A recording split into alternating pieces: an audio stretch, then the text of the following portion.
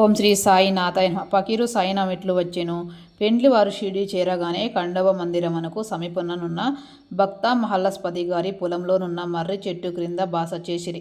ఖండవ మందిరమునకు తగిలియున్న ఖాళీ జాగలో బండ్లు విడిచిరి.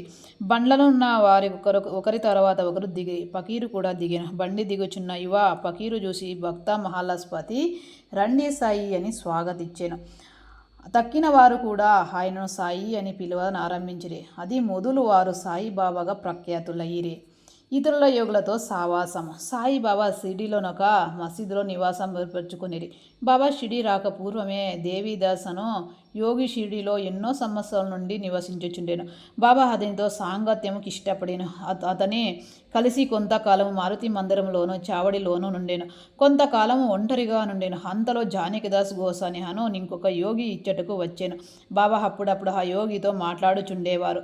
లేదా బాబా ఉండ చోటుకు జానకిదాస్ పోవచ్చునెను. అటులనే పునాతంబేలు నుండి ఒక వైశ్య యోగి షిరిడికి వచ్చుచుండెను.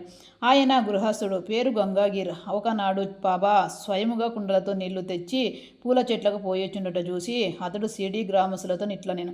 ఈ మని ఇచ్చట నుండుటచే షిరిడి పుణ్యక్షేత్రమైనది. ఈనాడు కుండలతో నీళ్లు మోయుచున్నాడు. కాని ఇతడు సామాన్య మానవుడు కాడు. ఈ నేల నిజముగా పుణ్యము చేసుకునినది కనుకనే సాయిబాబా అను ఈ మనిని రాబట్టుకొనుట కలిగెను. నా గ్రామంలోనున్న మఠములో ఆనందనాథుడు యోగి పుంగవుడుండెను. అతడు అక్కల కోటకార్ మహారాజు గారి శిష్యుడు. అతడు ఒకనాడు షిరిడి గ్రామ నివాసులతో బాబాను చూడవచ్చెను.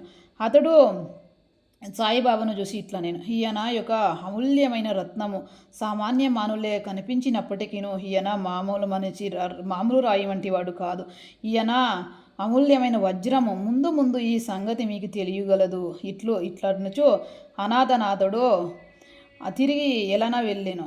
ఇది షిరిడి సాయిబాబా యౌవనమునందు జరిగిన సంగతి. ఓం శ్రీ సాయినాథార్పణమస్తు. శుభమవతు. ధన్యవాదములు.